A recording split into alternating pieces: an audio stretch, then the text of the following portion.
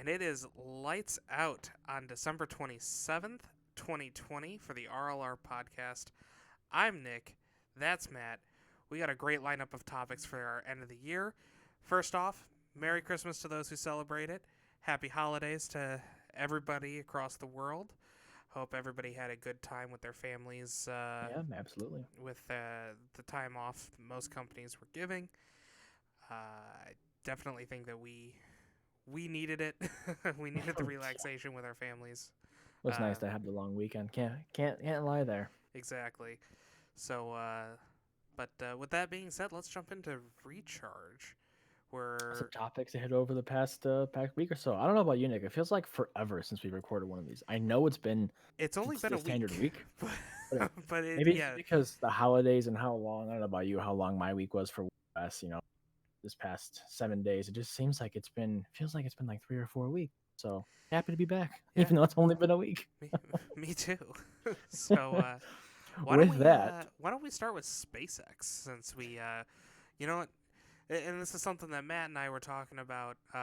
We are definitely going to be taking up shooting cars, Zach's idea, and adding some sound bites in after the first of the oh yeah, year and for next year moving forward. But we're gonna need like Elon Musk watch. We're gonna need Hamilton watch yeah, I sound don't really bites. focus so much on this, but I mean, I don't know. I think I've talked about it. I mean, I tend to bring a lot of the space, like this type kind of aviation specter, or what space spectrum of the aviation world kind of thing, because I just love.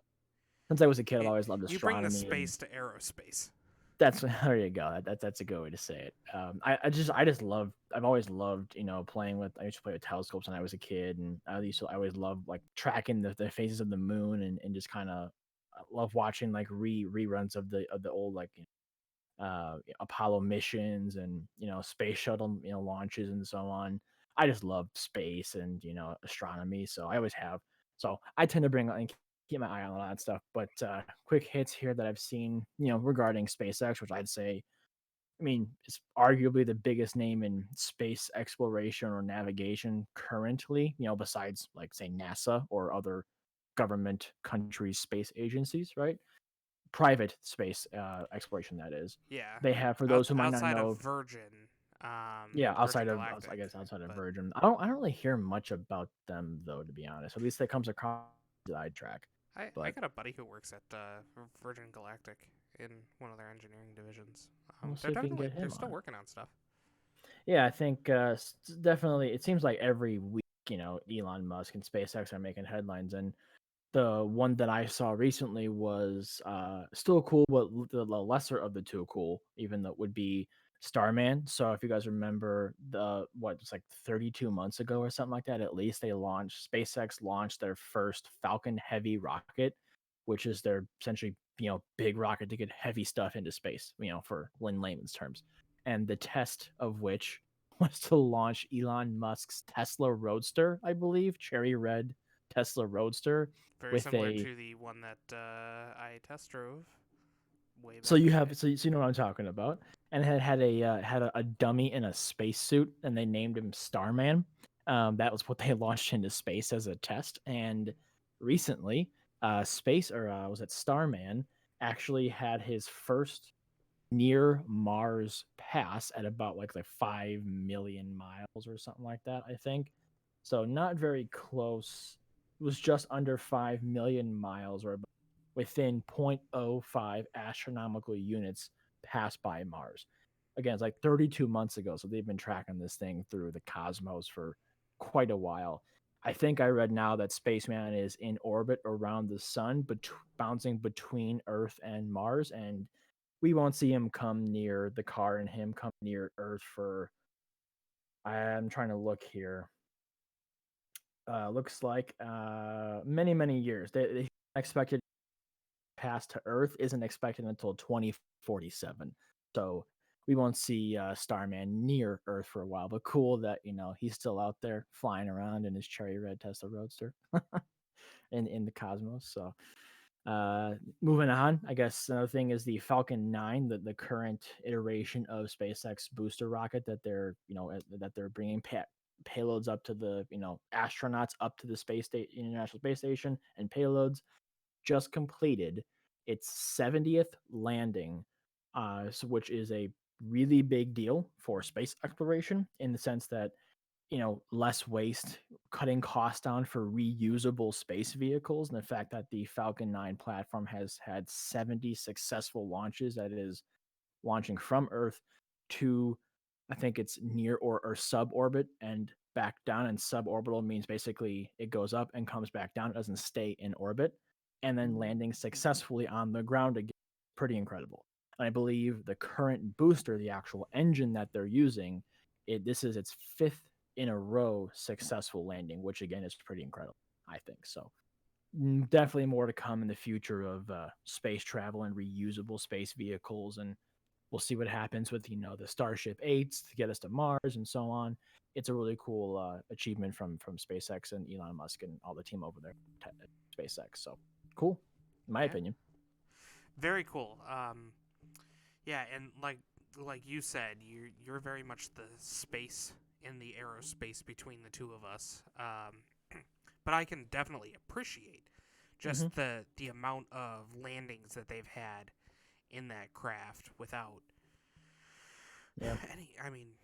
without Tell you what, it major still issues. shocks me that what was I think Nick, you're telling me that the processing power that was in like the very first iPhone, I think, or something like that, they sent There was a humans pretty to the essentially moon. more processing power in the first iPhone than there was In in the all of what Apollos. NASA used to send the first humans to the moon back. That's just I think that like the engineering, like you said, that it takes for space travel and the amount of redundancy. You talk about like redundant measures and backup and fail safes for on Earth aerospace.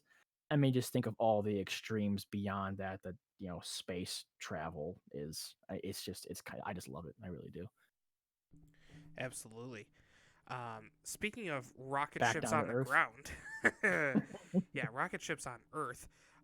Hennessy with the F5, the Venom, I should say, the Venom F5. Basically, this car, I know we briefly touched on it last week, I believe, but we didn't really go into the detail. Can't remember if we did or not. I think we may have just touched on it, but I did want to dive into some deeper detail. Basically, for those of you who are unaware, I went to school and where Matt and I actually met in college. I was going to be a meteorology major. And meteorology is the study of the weather.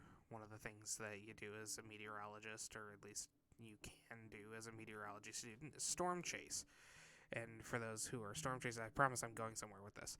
I'm wondering the same thing too. This is a little bit of a detour from charge of. So there's something called the Fujita scale. 1 or technically 0. It's now the enhanced Fujita scale, but we won't touch on that because that doesn't have to do with the F5. The Fujita scale starts at 0 and goes to 5, 5 being the most damaging. That is what they have decided to name this car after. That makes sense. Okay. In fantastic wording that I could only attribute to Mike Duff from Car and Driver magazine. It is set out to make the Koenigsegg 1-to-1 seem slow and the Bugatti Chiron positively leisurely. So we're talking about it's a carbon fiber tub weighing 192 pounds mounted to a turbo V8 named the Fury, which will achieve a 0 to 62 in 2.6 seconds. They are claiming a top speed of above 311 miles an hour, which would be insane for a production vehicle since they are making 24 of these that would classify it as a constructor vehicle or a full-blown manufacturer. They are going to be around $2.1 million. And essentially, these things are right around 1,800 horsepower in something that's going to weigh about as much as a paperclip. Do you know how long it? I mean, I feel like we've been hearing Hennessy leak stuff, or not leak stuff, but like talk about this car for years upon years upon years. I don't even know how long, but it just seems like we've been waiting for, and it looks I think it looks amazing. I think it looks menacing. I really like it. I can't wait to start seeing videos and reviews and like the actual technical specs, and that all come out in the coming months and even over the next year, 2021. And how long we've been waiting for this car. I mean, Well, and I think even on top of the how long we've been waiting on this car, it is interesting to see Hennessy and specifically their owner kind of overcoming some of the issues that they've had in the yeah. past. There have been some very interesting reports that have come out of Hennessy. I am not up to date on I kind don't of where think some we of those touch on are, those, and I don't think we, but no matter what's true or not. I don't know. We're not here to speak ill of any manufacturer, and that I think, well, correct me if I'm wrong here, Nick, saying that I too don't know enough about the specifics, so I'm not gonna comment on anything, unless until I do a lot more research of what's going or had been going on. Maybe it'd be better to say it. yes, I would agree. And on top of that, to kind of redirect back, um, the Hennessy has also announced this week, and this is not on the list, but I wanted to add this real quick, that their first EV um, Oh, project is going to be the Porsche Taycan. oh, that's scary. So very interesting to see Could you what is going to happen. imagine? Could you imagine taking the already rocket ship that is the Turbo S Taycan and sending it to Hennessy? And if they do what they quote unquote normally do to cars, what do you get back?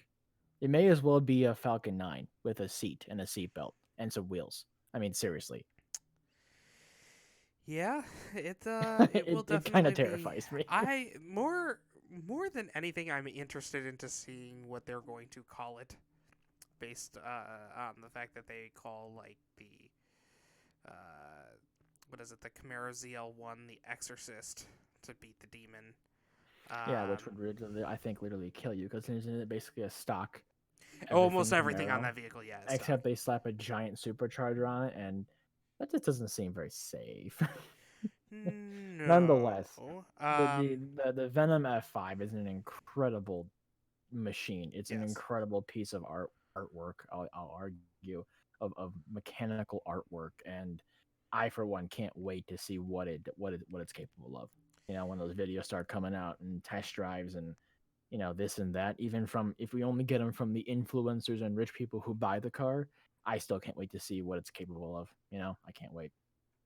So, Yeah, and if they can meet those performance numbers that they're talking about, that is going to be an absolute market changer.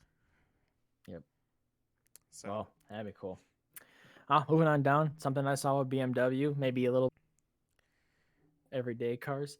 Apparently, we all get those calls, but hey, I'd like to talk to you about your car's extended warranty, and then you promptly hang up, right? Or if you're like me, I like to stay on the phone and try to scam them a little bit and see where I can go, and you're see if I lucky can you mess with them a even little get a bit. person. I've just been getting nonstop robocalls, and Yeah, it's lately I've been clearly getting the a robot. people. It's kind of fun to try and mess with them. But that said, I think something that I found interesting. Apparently, BMW is gonna start doing the same thing, but like publicly shaming their drivers when their Well, it warranties appeared to are be only in the expired. UK, but we'll see. Yeah, so apparently in the UK, in what I think the cities of, let me make sure I got them right here. BMW will be using billboards at red lights located in cities, major intersections in London, Birmingham, Manchester, and Newcastle, where essentially the billboards will read the number plates and analyze information somehow with quote vehicle detection technology, cross-referencing records to see if the car is out of warranty, and then it starts showing that on these billboards. BMW has claimed that the ads will be, generic for their older version cars, and it's to boost their warranty sales. But no matter what they say, I think this is a bunch of crap. Yeah. Frankly, no matter how generally targeted these quote unquote ads would be, I think it's a massive invasion of anybody's privacy. No one likes getting those phone calls, and kind of isn't, makes me not want to buy a BMW Yeah. just in Not general. not that I was, you know, I've always generally liked BMW as a company. However, I was never really a huge BMW fan. Well, they The also don't forget they also have an issue with those of us who what was that the article said? BMW is already shaming those of us that are quote have functional eyesight for not liking its quote bucktooth vehicles, referencing their all their grills getting larger and larger. And I uh, agree with that fun anecdote. But yeah, I never had anything against them. It's just I get that they want to drive warranty sales, and yeah, I think it's important to have a warranty on your vehicle should anything go wrong. But at the same time, like, come on, not no matter how it's general they make these ads targeted, that's just not it's a okay. little Like, excessive at that point. if you think about it, even if it like the original, I think the original literally targeted at a particular person, and it just so happened to be able to be seen by every other driver within eyesight of the billboard. And BMW has since, like made it more general to the car. Hey, You you, got to you in think the you in the burnt orange slash exactly. brown M5 over there. Did you know your warranty's out of date? You should fix it. You should I call mean, us and get a new warranty. if you're Thanks, sitting at a bye. stoplight and you have any idea what a car is, like, you're at least gonna know if like an old what an older BMW looks like, quote unquote, compared to a newer one. So you're still gonna be able to figure it out. You know what Eventually, I it's gonna mean? start analyzing faces. It's gonna be like, "Hey, David, go tell your dad that your warranty's out of date and he needs to buy you a new one." I think it's just I'm not in favor of it. So I hope that though I hope that the public over there in the UK starts squashing this and doesn't let this through. I'm not sure how you can take action over there. I'm not sure about any of the political system or whatever, but whatever it is, I please mean, take action. there's a Don't let lot of this go private through. companies that use license plate readers. Big ones are casinos. Casinos like to know when their large Oh yeah, whales come into the parking lot, so they will register the car's plate to that person, and when it pulls in, the bartender will start making their favorite drink and have it ready for them at the door. That's a that's smart, fantastic but that's different. experience. That's not like broadcasting personal information outward. That's keeping personal information inward. So I mean, you can't get away from Yeah. that. I certainly think you can get away from broadcasting any kind of identifying information outward.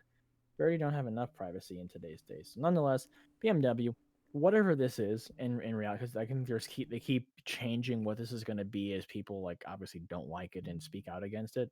Just whatever this is, just stop. Just throw it in the trash bin. Let's be honest. Yeah, I can almost promise you that a lot of consumers are going to be very upset about that. Well, maybe you want to hit the last thing here on recharge, and we'll slide in here to Panic Chat afterwards because I want to get your opinion on this. Yeah, so Matt has not told me anything about this. He just put something in the our schedule for this week, and I'm interested to So, hear about it. though the listeners might not know, but one of my favorite airframes is the SR-71 for just the pure technical prowess and For the those of fact that you who it don't is know, that still the SR-71 is a uh, the SR-71 Blackbird. yeah, it's a Tung, was it Cold tungsten Cold War somewhat spy spy plane? plane, but it's also like the fastest plane that's ever existed. Still holds a record for fastest planes ever existed. I think never successfully been shot down. Actually, can literally outrun quote unquote the missiles shot at it. Still holds, I believe, the altitude record for highest fixed wing flight of any airframe to date. I'm not sure what that record is. It's an incredible plane. If you really look at the history of this thing and its technical prowess, its military history, and the fact that they made this thing back in the Cold War era with we haven't built an airframe with all of our technology today that can beat that one. And they built that back in the day from the ground up, everything brand new from scratch with things, like good old fashioned slide rules and not even like, advanced software. It's just incredible. So Nonetheless, another incredible fact about the SR-71 Blackbird. Apparently, those a lot of aircraft have to refill midair, right? When they're going on long haul missions, there's big tankers that military that tankers essentially that fly around and can refuel midair from a big boom and various aircraft, right? I think we've seen pictures of that before. The SR-71 has had a notably small tank, so it had to refuel often, which makes sense. And apparently, the quote, the fine art of pulling the throttle ever so slightly up to just to the minimum burner range was a skill handed down by every generation of SR-71 pilot. And what that means specifically is the SR-71 is the only aircraft that actually had to light one afterburner during refueling to stay connected to the boom. Because usually, right, Nick, like when they refuel, they back off the throttle, they're able to stay in flight, no problem, whatever.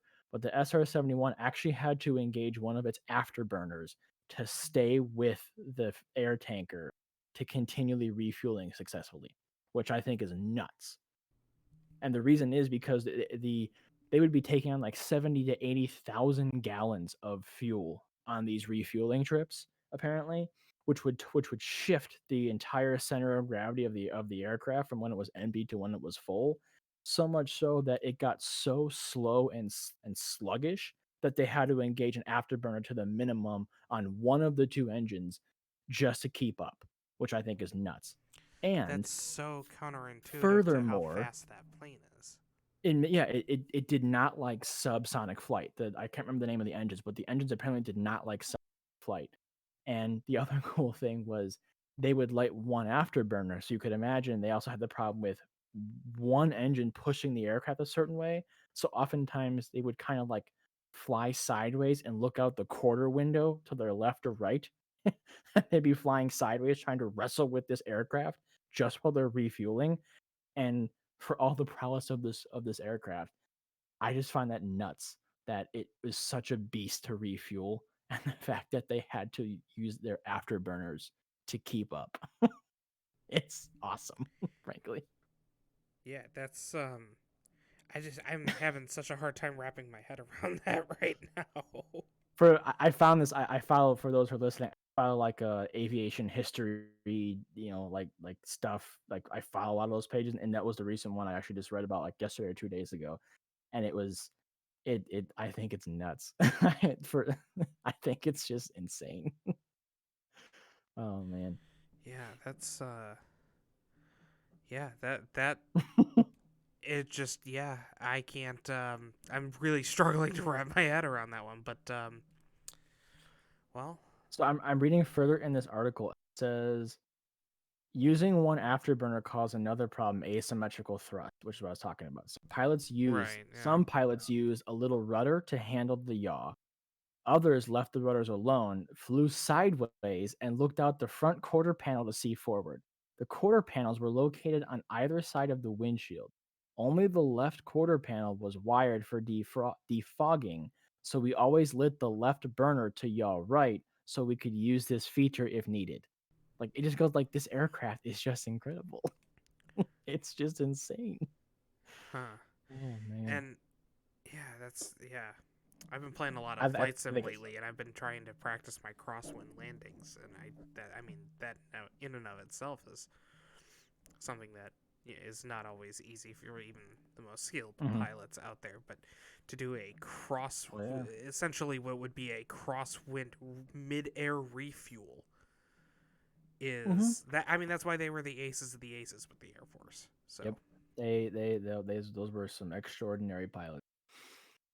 Well, with that, you want to stroll in the paddock chat here. Continue on with maybe a little larger discussion about another, military aircraft. sure, So why another don't one you that I lead this one that I off? found as well. I'm not a big Star Wars fan, but apparently the U.S. Air Force's new secret sixth generation air fighter, which they are currently are very tight-lipped on, and we only know that quote the sixth generation fighter is flying and it's flying somewhere.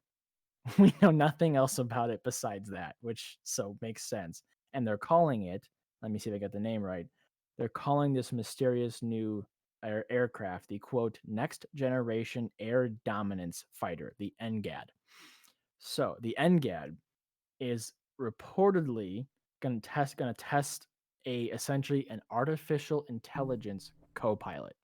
So basically, like having R2D2 and Luke Skywalker flying an X-wing fighter. So apparently in California, they did this test with this new generation AI co-pilot on a U2 spy plane that was successful, and marked the first time an AI had ever controlled the U.S. military system. And it did, and this time the AI essentially did more than the like easy tasks like monitoring communications and radar and so on. It kind of melded a whole bunch of stuff together, and it was successful, showing that AIs could do more when it comes to aircraft or air, yeah, whatever. You know what I mean? So I want to get your opinions here and talk about the larger. I think it's awesome that this AI could be deployed in the U.S. Air Force's whatever it is, the sixth generation fighter, the NGAD, and as it evolves in time, I don't want a Skynet situation here, obviously, but Yeah, I don't also I think it would. necessarily want. Have you ever seen the movie Stealth? I have not. Okay, the movie Stealth is essentially this exact thing, um, where it's an AI based d- new generation fighter jet that decides that it has feelings and goes a little rogue. And then it's up to some real life people to try and get it back and talk it so, down. And it so has Jessica Biel in it. what So I would stress is that what it sounds like here is the AI would control it would be that of a co-pilot. It wouldn't, the human still in control. And it seems like the aim is, or the problem now, and why I think I agree with the stance here is that I think AI is needed as co-pilots and like kind of like an R2D2 type kind of thing. Because Nick, I'm sure you would agree and even know more than I do. Flying of aircraft nowadays, especially military aircraft, there's so much for a pilot to do with mastering weapon systems and navigation and radar, all their defensive systems, flying the actual plane, communicate, like all of it, right? There's so much that they have to master and continually be worried about, to the point where they're saying, in the future, an AI co-pilot type system could take over some of those things from the pilot to allow them to focus more on, say, flying the plane or, you know, green lighting, unlocking weapon systems and so on, like, because that would still be human control. So much so that a pilot could learn and increase their instincts and their abilities, that, the AI is good in these places, and, give up the reins in those situations to those systems, whereas it's not good in these places, and then take control back into human hands. And it'd be like this symbiotic relationship between AI and a pilot, essentially, and allows the pilot to actually be better, you know, leaves the pilot open for the imagination to analyze a situation, come up with creative solutions that a computer couldn't in air to air combat or something like that, make those judgment calls that a computer necessarily couldn't. I see this, you know, I think we're a long way from a stealth or Skynet situation, but I see this as like the next evolution of military, I air. guess the only thing that really I think it's um, I think it's a great first step in that direction. I think the only thing that unsettles me is the fact that we're calling it AI. Well, it isn't it though? I mean, It is, but that would essentially what they're talking about doing right now is slightly more advanced than an autopilot system in say an Airbus mhm, A320 Neo, because that plane can essentially, once it's throttled up, take off and land itself. mhm. I mean, granted, So with a military aircraft, there's just take off and land and fly. yeah, it just I would be interested to know more of what the AI would actually be controlling, because Yeah, I think. and what is the AI? Because AIs learn, right? It's an Mhm, artificial intelligence, so it's learning. mhm. what is it learning and what is it applying that learning to? That's the only thing that I think is unsettling to me, and it's not necessarily that it isn't cool. I do think it's cool.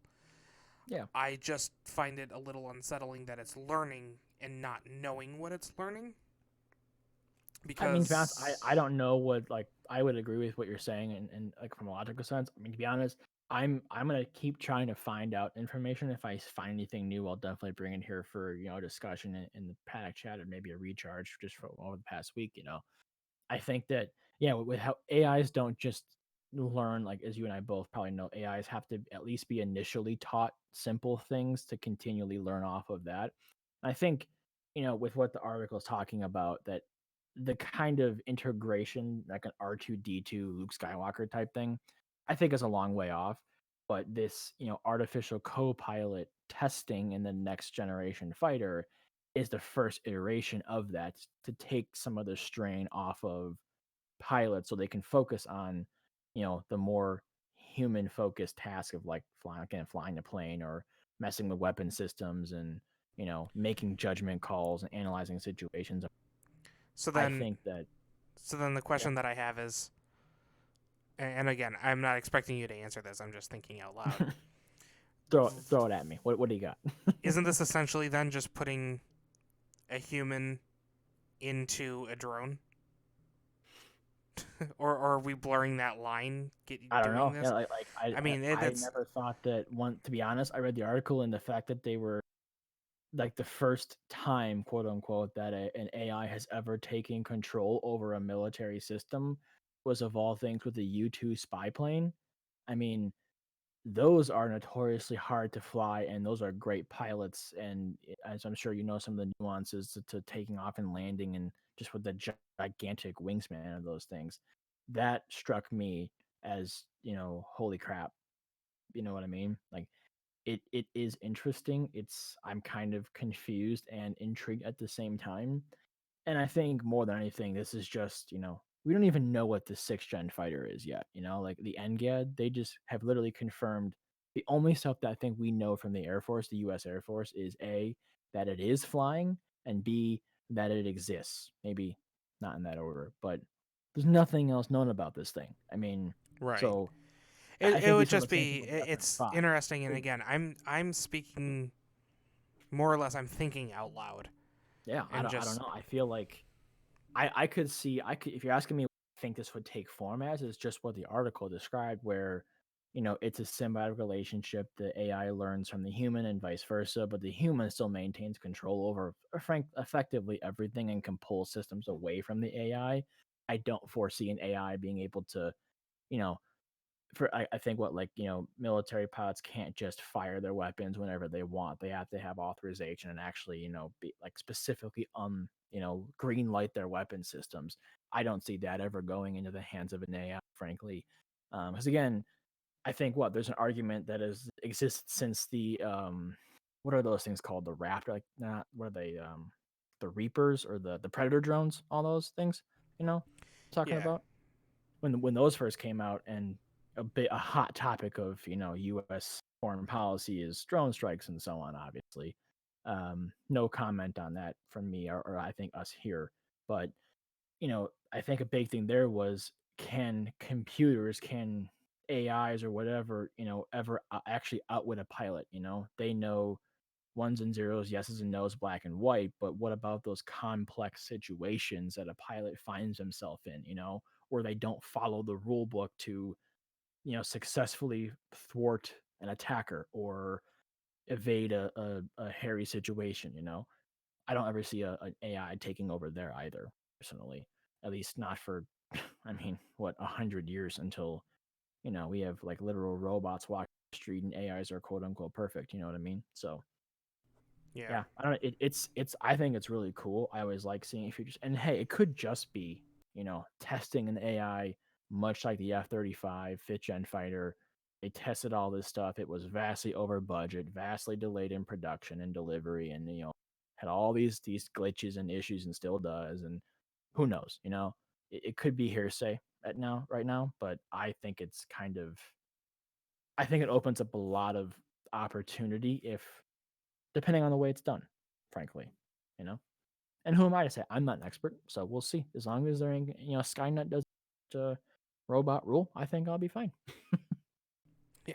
Well, Anything to help out the pilots and keep, not just the U.S. Air Force. See if this is successful, we would, probably offer versions of it to allies around the world.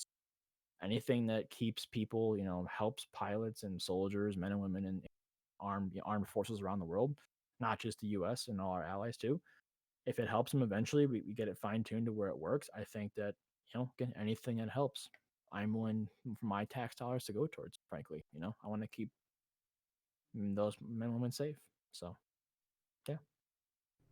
Any other thoughts on that?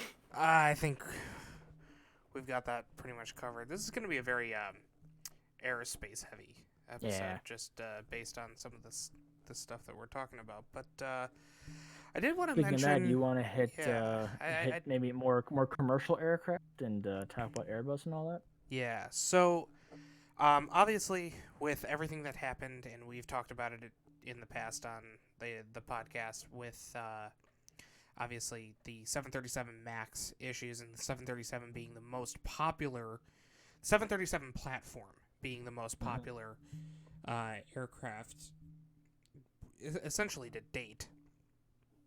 The A320 and Airbus, their Neo line, so the A319, their addition of the A220, the A320 Neo, and the A321 Neo have vastly overpowered the 737 market as of late. It is the number one selling aircraft in the market. Airbus is set to outdeliver Boeing on aircrafts this year, mainly because of those models. Well, I think that in and of itself is a big deal. Like, obviously, these two manufacturers go back and forth, but I think oftentimes Boeing is the number one, manufacturer And given and the here's the issues they've thing had. is I think That's a big you and I deal. are kind of conditioned to that only because we Yeah, are here in the States and we hear a lot about Boeing. We're also from Chicago, which is where Boeing has a massive it's headquarters. headquarters. Um, internationally, there's three main companies. You've got Mm-hmm. Boeing, you've got Airbus, and you've got Embraer. Now, as far as commercial flying goes, the main ones that you hear the most about are obviously Latter two. Airbus and Boeing. So And granted, in private, private aviation, you hear more. hear more of which one? Oh, Embraer in Oh private yeah, aviation. yeah. You do, but even so, I mean, JetBlue started their entire company based on the Embraer EJ series jets, the Mm-hmm. 135, the 145, and I think the But I think, 195. in terms But of, like I've heard it sometimes called Scarebus before, Airbus, right here in the States, and from some even like flight attendants who like I've met over the years of flying since I've always since I was a kid. I always like to talk to the pilots and I guess back when you could, back before obviously 2001 and when they left, they would let young kids go into the cockpit and have, see all of the stuff before the flight, or when people were a little bit more open to talking about stuff like that. I remember hearing that when I was a kid, people would call Airbus Scarebus, which I never understood. I mean, it's a part of big that deal. part of But that came from the fly-by-wire system. A lot of people were very afraid of fly-by-wire. oh, Um, okay. and for those of you who are unaware, a fly-by-wire system is essentially the controls of the aircraft are they're not physically connected to the control platforms. So when you move the yoke being what would be considered like the steering wheel of the aircraft. Hmm. Um, for those, in a Boeing, that's a hydraulic connection for the Well, most it's in part. the same way like cars. I think, if correct me if I'm wrong, I think the Acura or Honda, depending on I guess country you're in, the new NSX actually has fly-by-wire brakes, does it not? There's a lot of platforms that And are I fly by think wire. I think So that was something that I think I remember like watching the Grand and like the Aventador and the Rimac and yeah, And that one, I remember James saying something that, it's a weird feeling that there's no physical connection to the brakes when he presses the pedal, but it still slows him down.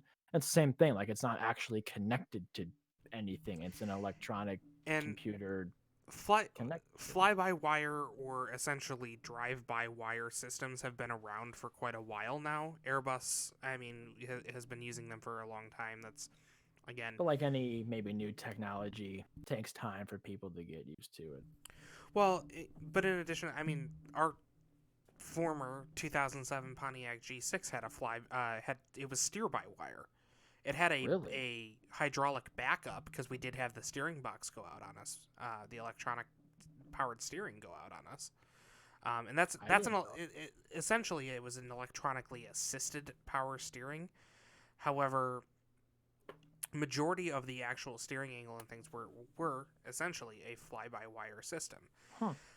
So Well, where Airbus got the whole scare bus background, and if anybody has more details and they'd like to let us know, podcast at please do. redlineresorts.com. Um, but from my experience and from talking to pilots who do fly Airbuses for a living, Mhm. specifically, I've got a friend who flies the A321 right now. It was initially very weird to him that if something went wrong and the electronics went out, that the system was essentially a fly-by-wire or not physically connected to the ailerons, to the different trim pieces. Things that make the The plane go left and right and up and down. Exactly. Elevators, things like that, which not obviously a building elevator, it would be the tail fin, but things along those lines. And a lot of people were kind of weirded out by that initially. Yeah. What Well, I that mean, laid the groundwork for, though, on Boeing's end was things like the 777, or 777 as it's affectionately known, and the 787, being that those are more fly-by-wire than they have been in the past. mhm. Um, And going back to the manufacturers, I mean, it's still a big deal to hear that, like, I think like in the car manufacturer world, to hear that Airbus is going to be out delivering and outselling and delivering Boeing for the second year in a row, and therefore becoming, I think, what the most valuable commercial aircraft manufacturer in the world now. Um, yeah, and I mean, what would that be like? I'm trying to think of like an example car manufacturers everybody would know. Like well, it's essentially, you take someone like, let's call it, in the mid 2000s, Ford and Toyota. I mean, those were kind of the two two powerhouse titans. brands. Ford in general had a huge stake in a lot of things. Mm-hmm. Um, whether it was the Focus here in the States or the Mondeo overseas, or their stakes in Holden and, or I'm sorry, Holden was Chevy, but just the Ford nameplate, and where it may have been something else overseas, they had a lot there. Where Toyota also had a lot of that market, and Toyota was essentially the Boeing in this situation, which I know sounds a little backwards, but at least for us, again, being in the States. But Toyota was the big name, and Ford was always kind of the second name. And Had Ford, those switched, it would have been a really, even like especially back then, it would have been a really big deal. right now, And that's kind of like that in the aviation world. I right, guess it's like because we were talking about, and I think something that you'll later with the 737 and some reports from Airbus that you've heard over the airwaves, and losing business potentially or whatever. But yeah. to that So, point, so Boeing is popular for a reason, despite yeah, issues, and it's a and big deal again, when that happens. the 737, the seven. I mean, their entire 7 series. Yeah. From the 717 being a extremely nimble and well respected regional jet, the 737 being the most popular commercial airliner in history, only now recently being somewhat shadowed by Airbus. They have, I mean, the 757 has been an extremely popular aircraft. The 767 in its recent retirement was an extremely popular aircraft. The 777 is the longest range. Or as you said, affectionately known as the 777. Yeah, the 777, or affectionately the 777. That in its ER for extended range model is able to fly from Chicago to Dubai on a single, Yep. what is it, a 14 and a half hour trip? Something And like that, probably. something for a wide body that, I mean, Boeing makes, quote unquote, they make a divide, there's seven, especially the seven, lineup. They make a diverse, well known, well performing, various models, long, far reaching, quote unquote, fuel efficient, if that even is a word you could use in the aviation. essentially it has been. I mean, if you take a look at, and the 787 has had its or it's got two engine options, one of which is more fuel efficient than the other. But you take a look at then Airbus, where Airbus is shining and where Airbus is really changing the market right now, is that fuel efficiency. So the Neos are the new, Neo stands for new engine option, which, I mean, they've had the A320, the A321 around for a very long time. With these new engine options, I mean, you can fly essentially, and obviously it depends on weather conditions and things, and payload and things like that, but you could essentially fly from a standard commuter flight from Las Vegas to Chicago on 20% of the fuel that, it theoretically could hold in general, meaning you could sustain longer flight, but you're also using less fuel overall. Big deal. That also being said, and obviously there's more calculations that go into it, that means you can hold larger payloads. So for someone like Delta, who, or even United, who use, obviously they have seating up top, but then underneath also rent out that space for cargo shipment from other places. Delta's very big into that. Delta has an entire cargo hub down in Atlanta, where they essentially move near the same amount of cargo on a plane that a standard freighter would move, but while also moving passengers. Which is pretty cool. It's very cool. And that being said, I mean, those are big things that these companies look at, and that's why the 737 Maxes were going to be such a big deal. The issue, obviously, being that they had a terrible autopilot malfunction that was causing crashes.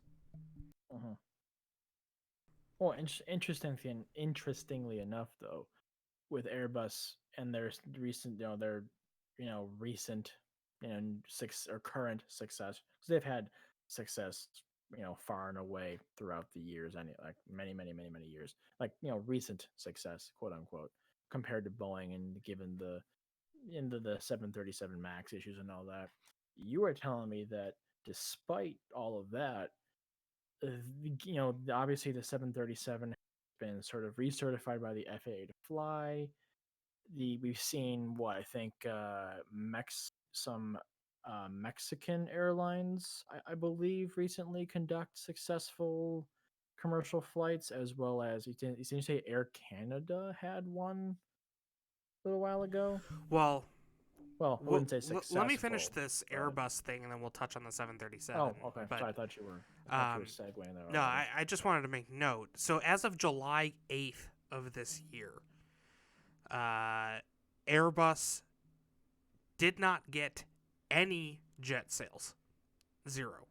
Exactly none. They are, which sounds insane for someone who's outselling Boeing, because there's literally nothing in sales. However, they are delivering an incredible amount of aircrafts that have been ordered. With the 737 Maxes because planes being take a while to build. They're not, they don't just roll well, off the assembly line. right. These, I mean, you could order these, Years. now, and you probably wouldn't even go into production until 2022.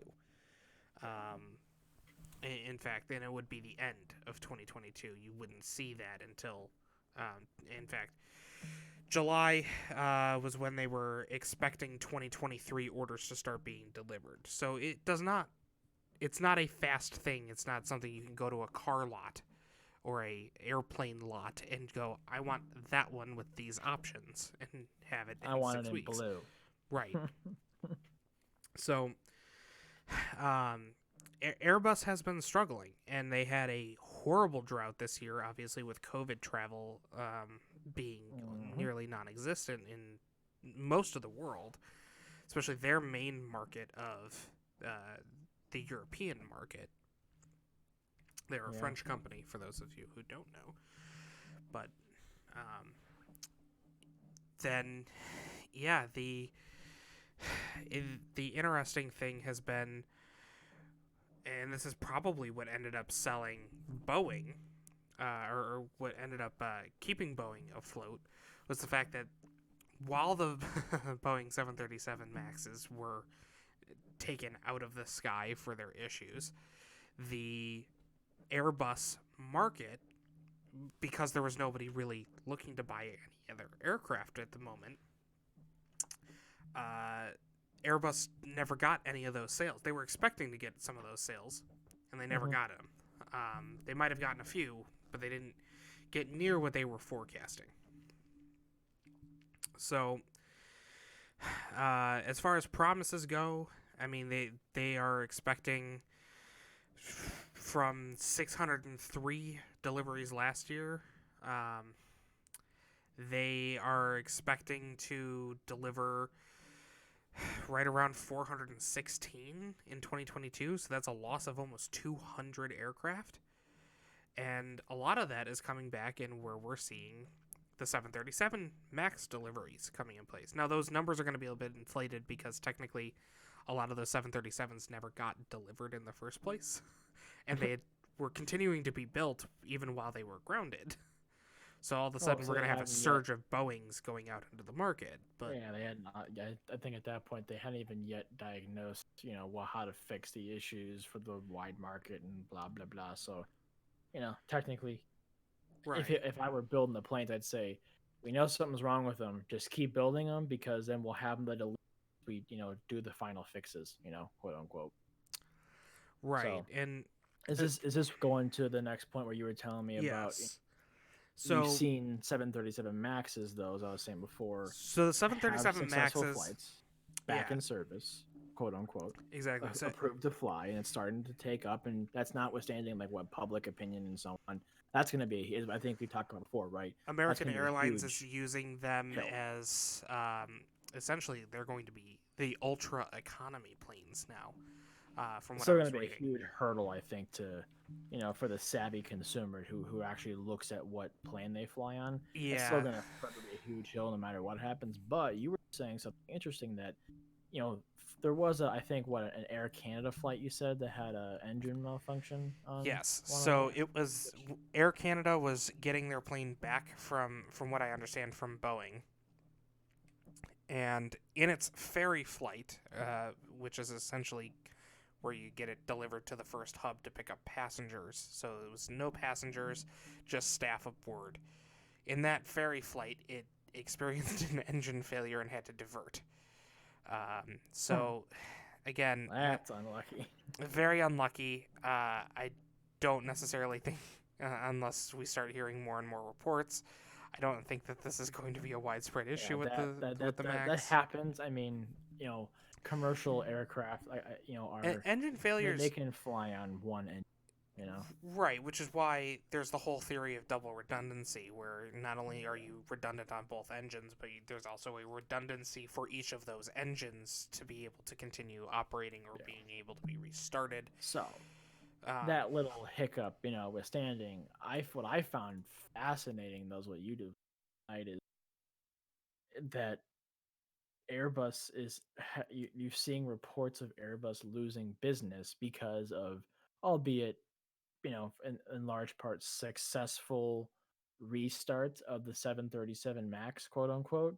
And if it continues to go well, and you know the golden child, quote unquote, gets back to where people want it to be, then people are going to stop going to Airbus and return flocking back to Boeing. Right? Is that what we're seeing? Yeah, I think provided that the 737 Max, we'll call it a crisis, um, Oh, I it, think absolutely you know, provided that the crisis has been at this point recovered, dealt with. yeah, dealt with, recovered. I think a lot of people that beyond the capabilities of the 737 Max, whether it's the 800 or the 900 variant, or 8 or 9 variant, I should say, um, Mm-hmm. I think in addition to that, price point is huge. It's a significantly less expensive plane, um, Yeah. and the the thing is, you've also got a lot of people, looking at Airbus as a whole as a company.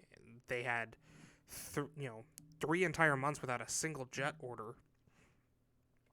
Posting an entire quarter without a single order, which is not good on Yeah, anything. to say the And least. that's Airbus's entire line. That's their, Yeah. 319, their freighters, their 320s, their 321s, their 330s and 40s, one of which I believe has been retired by now, but and then the 380s, the double decker. Mm-hmm.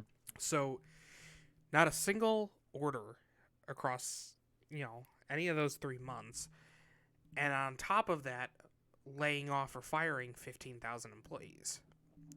It, it's usually an indication that a company's in trouble. And, you know, I mean, Boeing had the same kind of things happen, but for other reasons, it just makes me wonder why Airbus couldn't capitalize on the opportunity that was basically handed to them by Boeing on accident. Yeah. I think I would agree. It seems like, you know, I mean, we'll never know, right?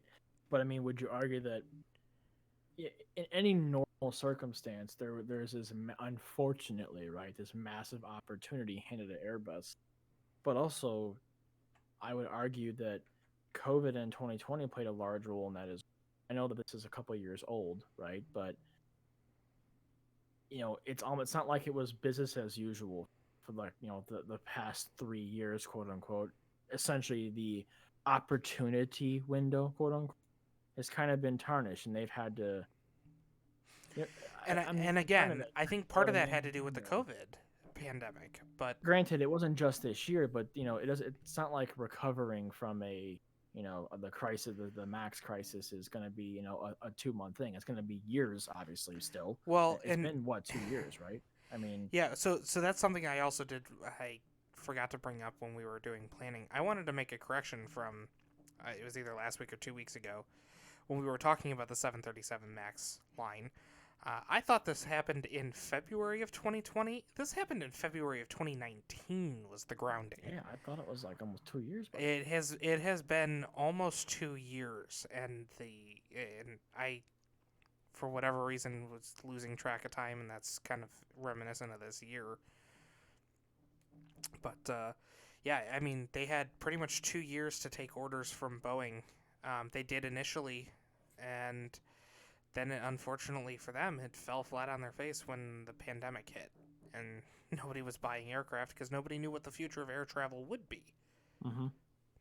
So Yeah, I like anything. I think it's a situation, and yeah, I would argue that Boeing or Airbus didn't take as much advantage, but granted, I don't think the path was as easily laid for them, and I think it'd be interesting because I mean, I'll be honest, no matter what I've said, about my comfortability on flying on the platform in the future when things get back to quote unquote or I'll say the new normal, COVID and everything, you know, I fully expect that the star will be reborn, quote unquote. It'll be normal. The airframe will be trustable, and Boeing will, quote unquote, be back on top with this thing. And I can't help but wonder, did Airbus, and for a combination of things outside their control and in their control, kind of miss a big window or miss a big opportunity? Yeah.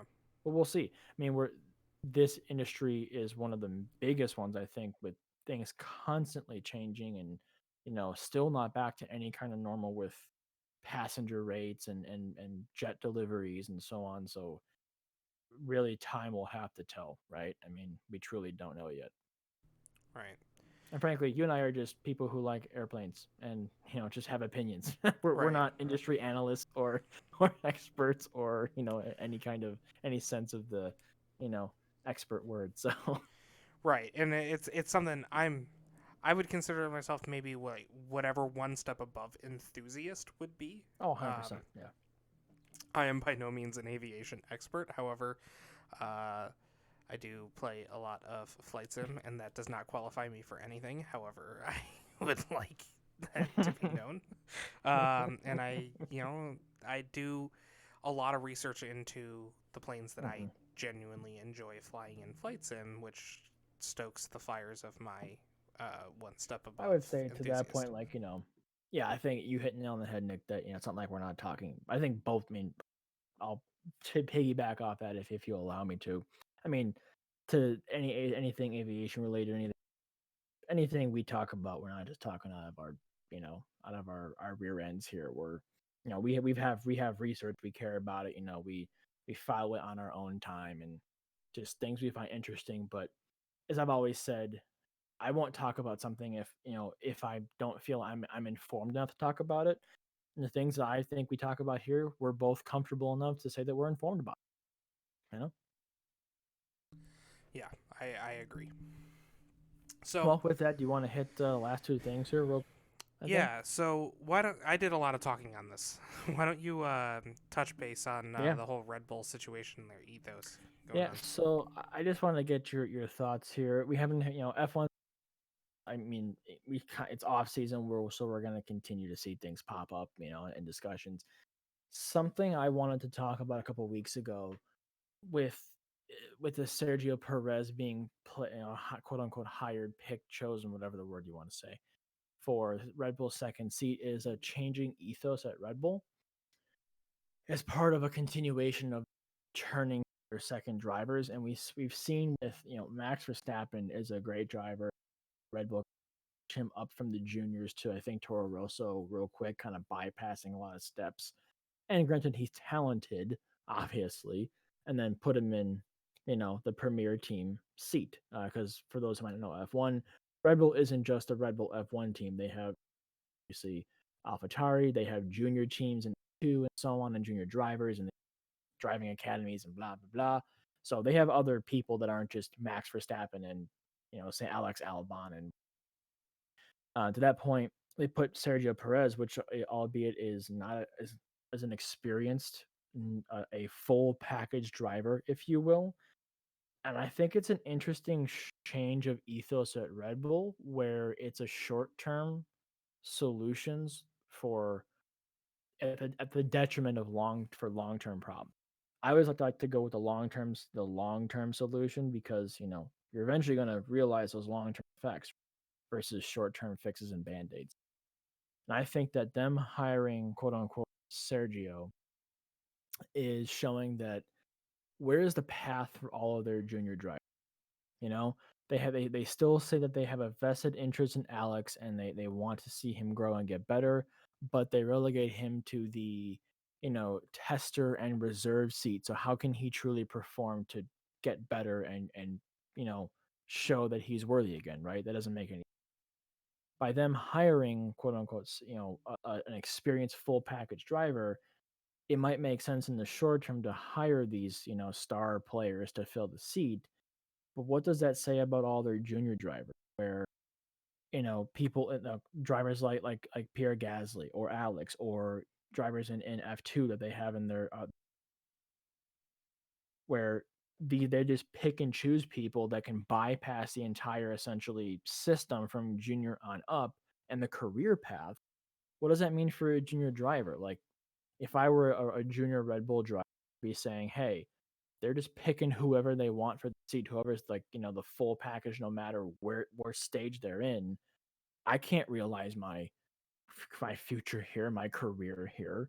I think it's kind of short term thinking, and I think they need to be thinking more so long term because it is the C curse. They keep churning through drivers, and I think they'd find more value in the long term of sticking with their own system, sticking with promoting junior drivers and developing is just picking really great drivers and sticking them there and kind of foregoing, making it look like they don't care, I guess, if that makes sense. I'm not saying that they don't. It's just, it's a little off putting. And I think that I don't like short term decision making versus long term decision. I was interested to hear your thoughts on it, Nick. If you had any, opinions on maybe a changing paradigm over at Red Bull with this Chaco move, and Yeah, to hear your opinions on it. I it, still love Red Bull. I it's still can't wait for the season, and I, their junior drivers are great. I mean, I still want to see Alex grow and perform. Max is awesome. I can't wait to see what Chaco does. I mean, I'm still looking forward to it. It just has me a little bit weary for the future of, you know, Red Bull. Not that they won't be in F1. It's just that the structure and kind of the politics and how much support they'll have from, frankly, from a driver's side, from a not a fan side, but in the sport itself. You yes. got any? Yeah, that's what I'm thinking. Um, I mean, I do pretty much agree with what you've been saying. I do. It's interesting. It's definitely interesting. I don't necessarily know. I don't know if I have enough research into it Mm-hmm. to fully say that I feel one way or the other, Mm-hmm. or any piece of that complicated problem. I think a lot of what you said is, again, hitting the nail on the head. I think it definitely is showing, or it's interesting to look at that and see essentially what what is going to happen to these junior drivers and where their aspirations going to lie. Mm-hmm. So They're just kind of in this. I mean, Red Bull is definitely not the Red Bull of old. They have no Red Bull of old. They have no title sponsor for next year. They're in this power unit, fiasco that they're trying to keep. You know, they essentially still don't have confirmation that they can keep running their same power unit to 2022. I mean, they have to continue like developing a new car, which they'll do fine at. And it's just well, if you include the driver situation and like developing talent versus the decision that they made to go with Sergio over Alex, it's just interesting. I mean, it's kind of just like a mad. It seems like a madhouse.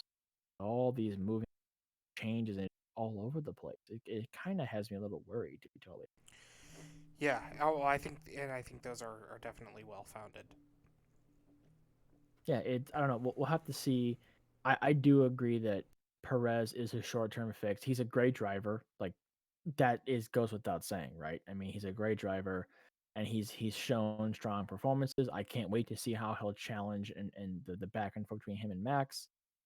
But I think that if Red Bull's going to be a real threat to Mercedes, frankly, and I'm not saying that they aren't, but you could argue that they aren't, frankly. They need to figure out what's going on and get their house in order, essentially, right? Like they got to figure out, they got to take over the Honda IP, for to make power units. They got to figure out title sponsor stuff. They got to figure out, you know, reaffirm how are we gonna develop driving talent and just kind of re-nail down this stuff that's just been tossed into the air.